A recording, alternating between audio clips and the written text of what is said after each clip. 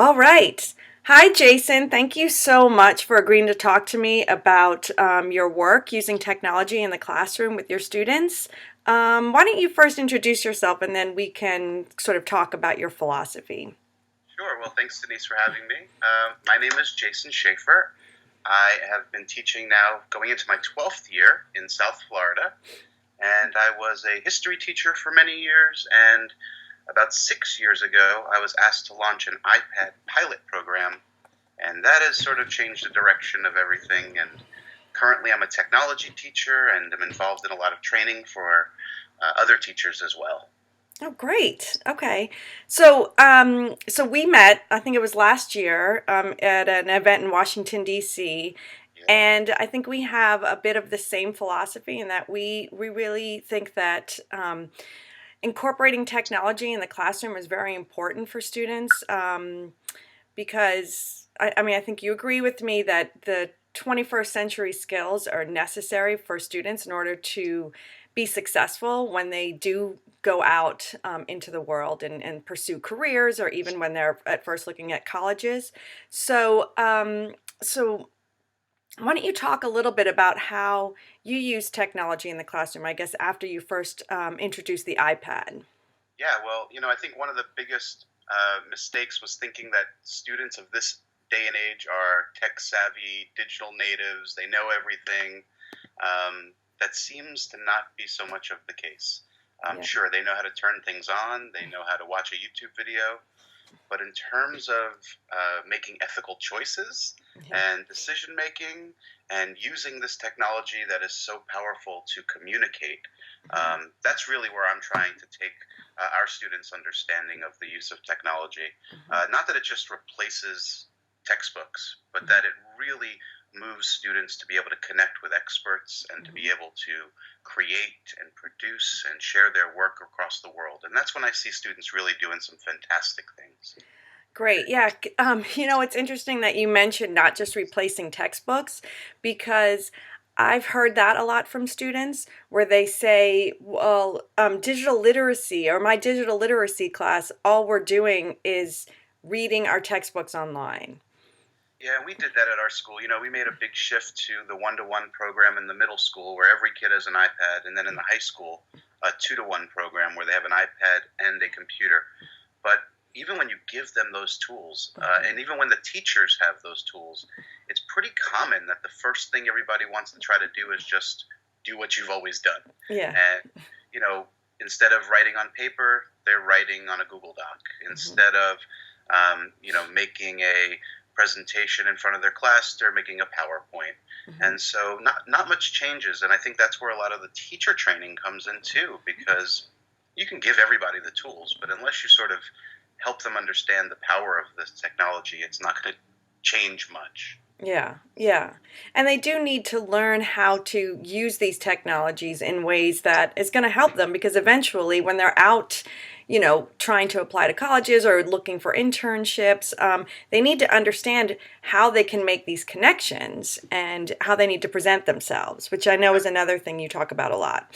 Yeah, so 6 years ago, after that iPad pilot, my technology director came to us and said, "Listen, Jason, we've got this outdated computer apps course that was trending in 1999. We're teaching Microsoft Word and PowerPoint, and projects are about dinosaurs and favorite foods.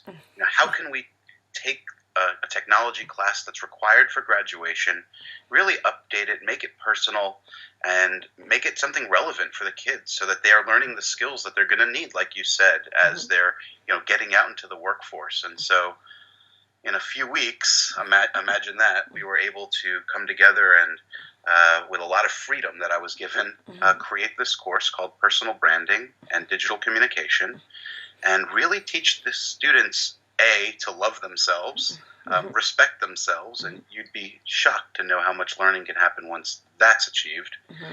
And then, really, once you discover what it is that you love about yourself and what you're passionate about, let's use that technology like social media, Twitter, Facebook, LinkedIn, Instagram, YouTube, to get the message out so that if anybody ever were to Google your name or find you online, they would know the things you want them to know, and you'd be proud of it too, which Yeah. is something that is very important, especially in the college application season.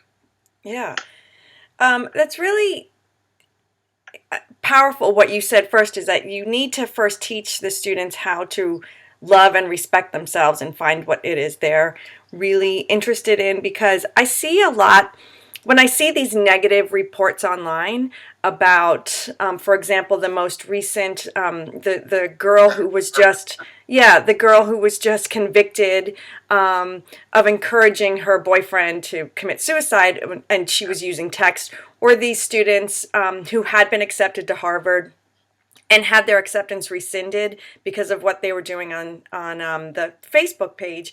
And a lot of times, like, you see the headline is about the technology. It's about Facebook. It's about, let's get Trump to get off Twitter, that kind of thing. And what I keep trying to go back to is the problem is not the technology, No, right? So Twitter is a very powerful tool, but it's what he's saying that's the problem and how he's using it. And the same with this girl who was texting her boyfriend. Texting is not the problem. The technology is not the problem. And same with the students at Harvard with Facebook.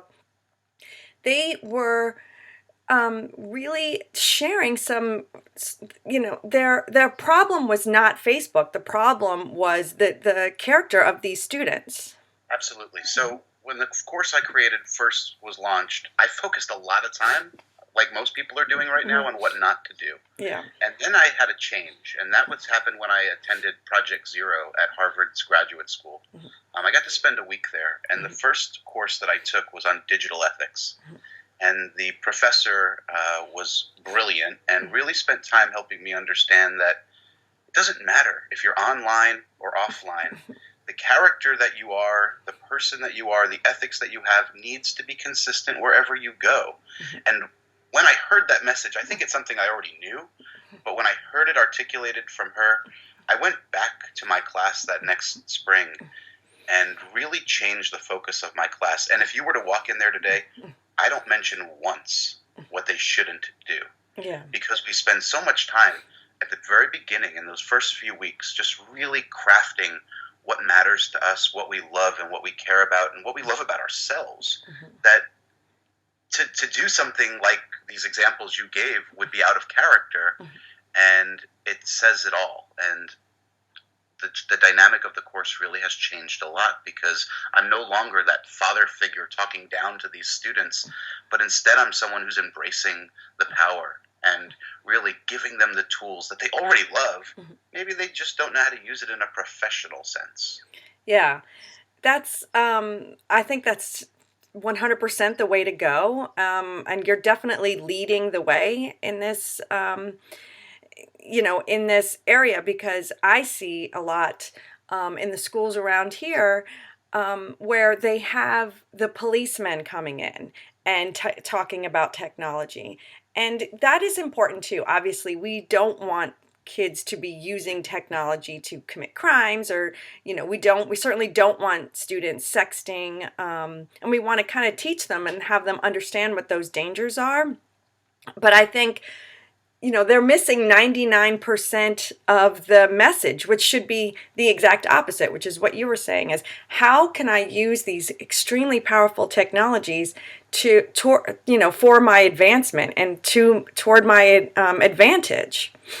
Yeah, and the tricky part is that the technology keeps changing. Yeah. So I think I'll have a job for a really long time, because there's always these new tips and tricks, and again, once you get past the ethical decision-making part, all the rest and how to craft that online brand, whether it's, again, today, Twitter is the way that I'm sharing with my students, but in the future, who knows?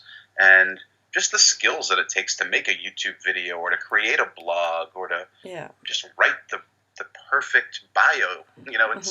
These are skills that these kids are going to need to know. And when they sit down for a job interview or a college application interview, the ability that they're going to have to articulate themselves, I don't think there's another class like it. And so sometimes it feels like a psychology class, a leadership class, a business class, a creative writing class. I'm blessed. I have a really great job. Yeah, no, and you're definitely like on the leading edge of it all, I think. How old are your students? Is this high school? So it's a requirement for high school students to Mm-hmm. take. Most of them, I'd say, 80% are ninth graders, Hmm. but we have to get them in before they graduate. So I always have those lags who take it a little bit later, maybe even a senior year, which truthfully is a little too late. Hmm. If we can get it in the ninth grade, we're hoping that we can really set themselves up for success. And again, because it's not just the personal branding, it's also the digital communication. The hope is that they'll take what they learn in my class and they'll apply it to their history class. So, when it comes time to doing a research paper, maybe they don't just go to Google and type in random keywords, but they actually head to LinkedIn or Twitter and try to connect with a historian or historical experts who might be able to help make their papers better. So it just depends on how far you want to take it, but it really sky's the limit. Yeah. Um, I think I want to take your class actually. I have a lot of parents say that. So, one of the projects I've been working on, Denise, is teacher training. Hmm. And we're just finished up our third season of it. And this year, for the first time, we did open it up to parents Hmm. because it's not just personal branding, it's Google Apps and it's Twitter and all sorts of things that we're doing with the students. And we thought, what better way to help the parents have our back, but to open up our walls and to let them come in and see what we do. So we had one. We had one parent who came this summer, which is a great start. She's the head of the PSTA, and hopefully she'll spread the message a little bit more. But it's not just about teachers and students. And I think that's what's the most powerful is this message is for all of us. Yeah. And you alluded to our president, who can certainly use a class of mine, I would think. Yeah, I think so too. And the hard thing I think sometimes to teach or to talk to students about, particularly when they're young, a little bit younger, is to say, on the one hand, President Trump is extremely effective in communicating with his followers and in getting his message out.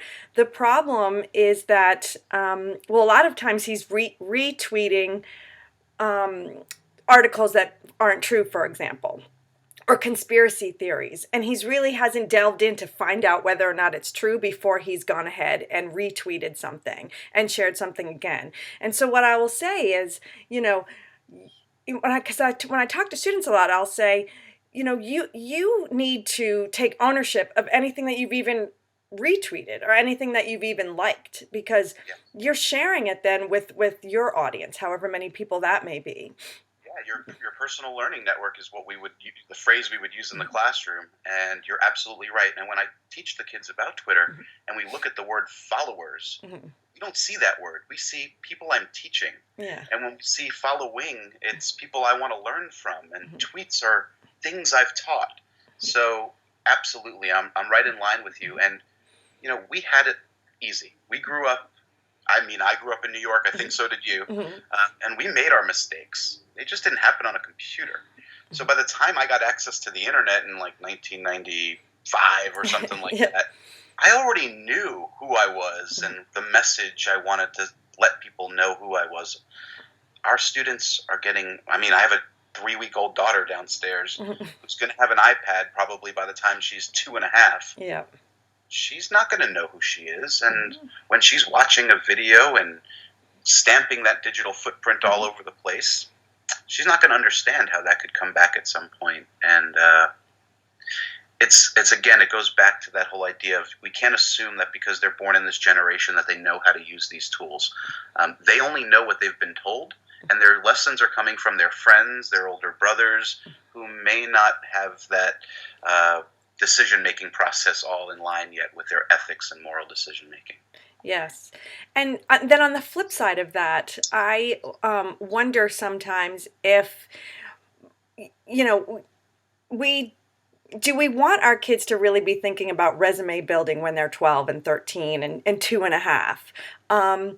And should there be an allowance to make mistakes. So, a college admissions officer, how far do they really need to go back, number one? And when do you say, okay, this is a student who made a silly mistake online and we were able to find it, but now we've seen X, Y, and Z proving that they learned from their mistake? Yeah, I mean, there's a great TED Talk by a guy named Juan Enriquez. If you have not seen this, you've got to check it out. And he talks about learning from the Greeks and this idea that we better be careful how far back we go into someone's past, whether it's our loved ones or if it's a student, because, people do have the right to live and to change and to grow. Lucky for me, I did that before I had the internet. But again, yeah, I think it's a slippery slope when you go too far back. But I will also tell you that this social platforms that we're using, whichever one it is almost becoming like a living obituary. And I know that when I was growing up, I would have begged for the chance to see what my parents were like in high school. And I could never do that because they would only tell me what they wanted me to know. But today, my daughter's going to be able to Google my name and search me on Twitter and Facebook, and she's going to find out. So whether or not it's right or wrong, that tool is there, and we should prepare for it the best we can, I think.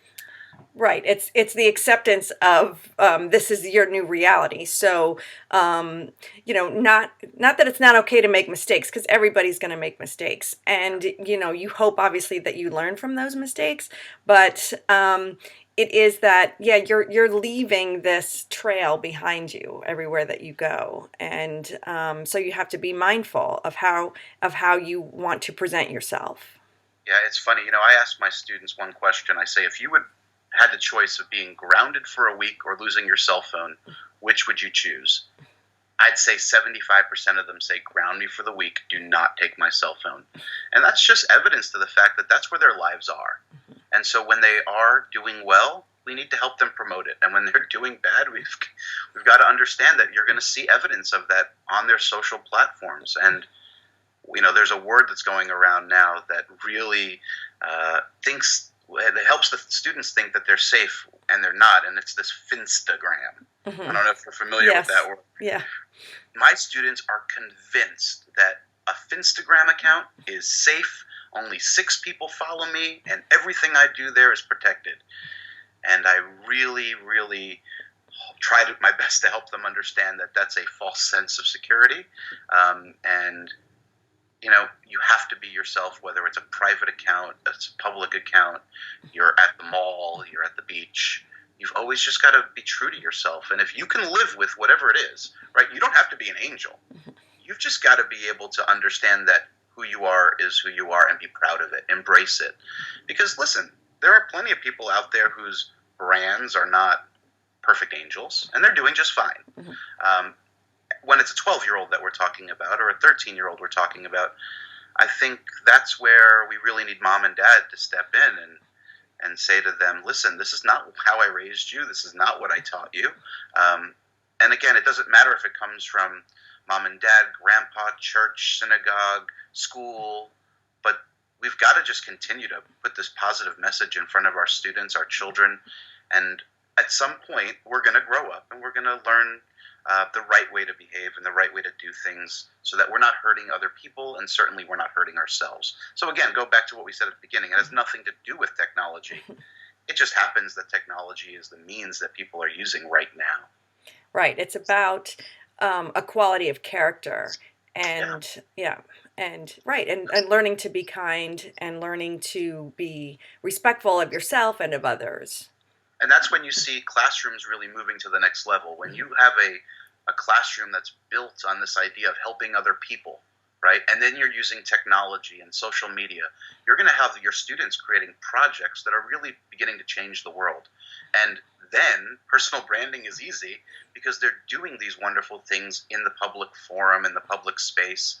And so whether they are, my middle school kids who are creating robots for their first Lego League tournaments, or if it's a student in the high school who's designing a solar car, these are things that you should be proud of, and these are things that you should really embrace. And okay, so if that's your passion, now let's share that out. Let's put that on Twitter. Let's make sure that that's on your LinkedIn page so that when someone finds it, uh, these are the things that they're finding about you. And I think the rule is for every one bad thing out there, you need to find 7 good things Yeah. to cover it up. So, Yeah. however it works for you. Exactly.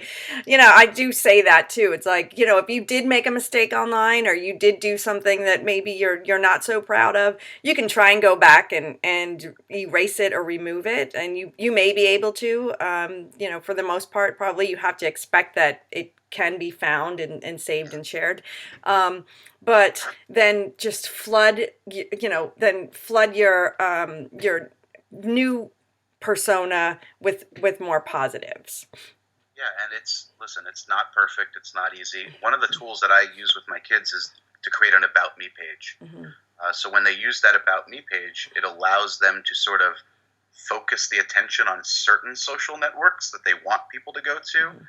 And the thought is that if I give you access to my blog, my YouTube channel, my Twitter, my Google Plus, maybe that's enough for you, and you won't keep looking for my Instagram that might be on private, Mm-hmm. and stop you from guessing why it might be on private. And I don't know, nothing's perfect, nothing's foolproof. My students are embracing the education, but let's be honest, they don't walk out of my class and they're perfect angels the next day, and the end of the bikini in the bathroom pictures, Yeah. or the end of the middle finger with a white t-shirt on. It's still going to happen.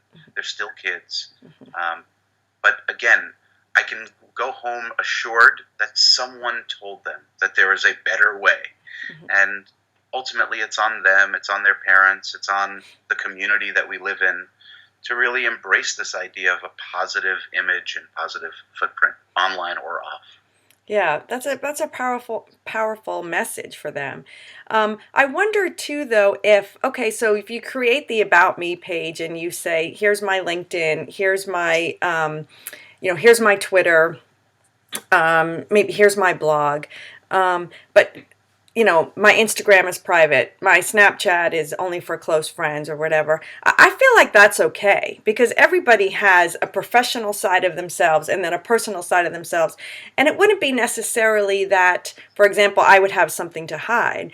But for me, my Facebook is really more about me connecting with my family for the most part, who are, not close, or my friends who don't live near me. That's kind of what Facebook is for me.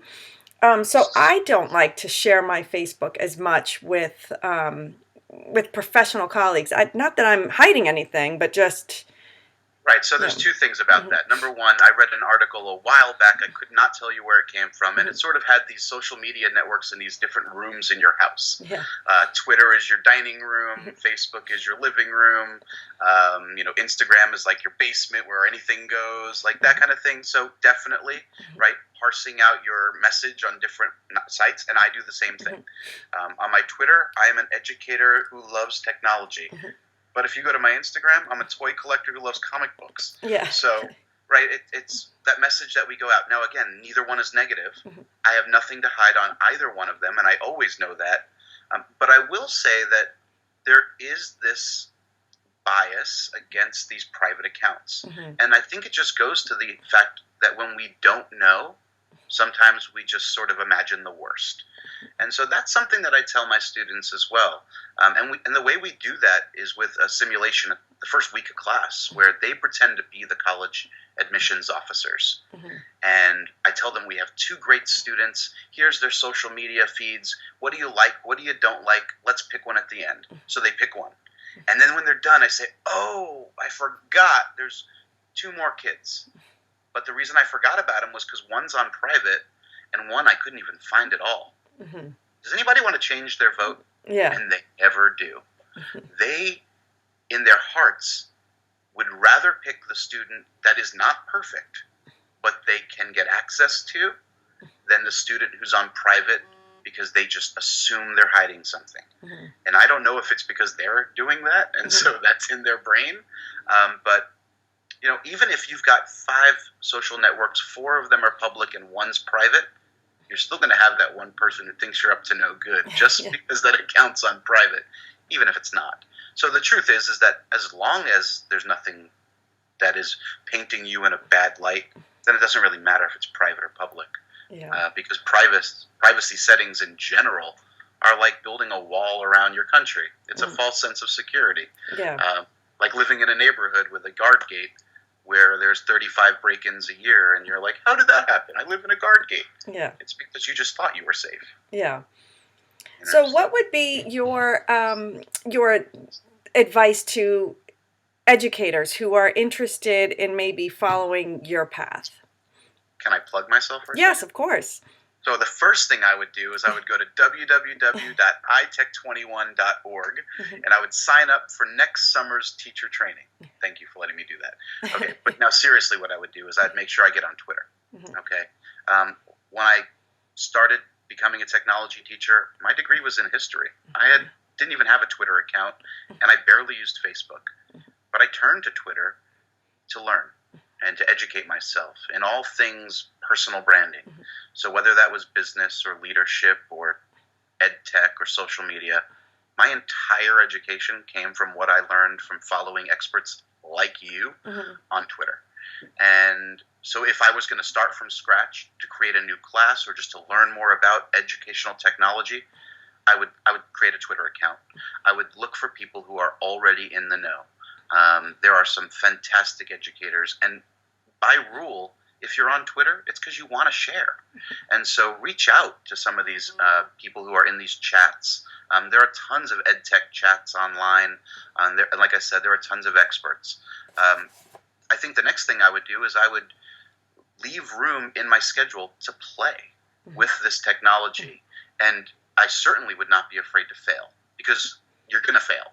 And you're going to look silly in front of your students who are like, oh my God, I can't believe you didn't know how to open that app. Yeah. Let them show you. Give them some power. And maybe I would even enlist them to help choose the apps that we're going to use in class. So again, they are feeling empowered. They are going to embrace it, take ownership in the learning. And so when it comes to what should I use technology for in the classroom, it's, again, like what I said earlier, it's not to replace what you're already doing. It's to really elevate the game. Check out the SAMR model, SAMR. Take a look at sort of how you can use that. And it's, no different than just changing what you're doing in a way that is going to help your students become the creators instead of just the consumers. Because that's what they're doing now. They're consuming all this information with technology. They're loving video games, but they don't know how to make them. They are learning how to play with toys, but they've never been in a 3D lab and actually made their own on a 3D printer. So those are the things I would do. Get on Twitter, find the experts, play with the technology in the classroom in front of the kids. Don't be afraid to make mistakes, and then find the stuff that's going to help them become the creators themselves. Yeah, that's a fantastic way to end this conversation. Jason, I want to thank you so much for sharing your expertise. And so how can people find you online? So, of course, I'm on Twitter at Shaffer, SHAFFER_Jason. And I am all over the place. You can always find me. Reach out. I'm literally on Twitter 24/7, waiting for your fans and your friends to find me and learn together. And again, it's not so that I can teach you, it's so that we can learn together as a community. And I would love the opportunity to do that with anyone who's interested. Wonderful. And your About Me page, how do they find your About Me page? It's about.me/Jason.Shaf, SHAF. Wonderful. Well, thank you so much. I really appreciate you taking the time to chat with me. And, I'd like to take your class. I hope I can get down there at some point and do it. I'd love to. As a parent and as a, as someone who is really passionate about this topic. Well, if you're ever in South Florida, I'd love to bring you to our school. You can see what the magic is happening and certainly sit down and we can continue this conversation then. That would be fabulous. Wonderful. Thank you. Yeah, you're welcome.